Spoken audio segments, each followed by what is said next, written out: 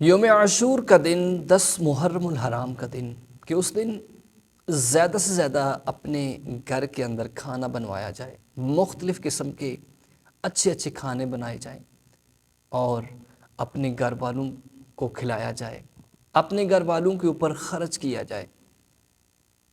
حضرت سفیان ثوری رحمۃ اللہ علیہ فرماتے ہیں کہ ہم نے یہ عمل کیا اور اللہ نے پورے سال کے لیے ہمارے لیے ایک وافر مقدار کے اندر ہمارے لیے رزق پیدا فرمایا، ہمارے رزق کے اندر برکات آ گئی۔ حضرت سفیان ثوری فرماتے ہیں۔ تو پیارے ساتھیو، آپ بھی 10 محرم الحرام کے دن زیادہ سے زیادہ کھانا بنائیں، محلے کے اندر تقسیم کریں، اپنے گھر والوں پہ خرچ کریں، زیادہ سے زیادہ خرچ کریں۔ اس کی برکات یہ ہے کہ پورے کا پورا سال انشاءاللہ آپ کے رزق کے اندر برکت ہوگی، آپ کے گھر کے اندر برکت ہوگی، ہر پریشانی سے آپ محفوظ رہیں گے انشاءاللہ۔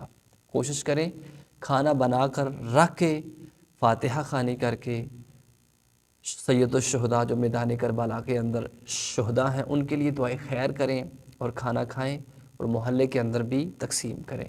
انشاءاللہ بہت زیادہ فائدہ آپ کو نصیب ہوگا۔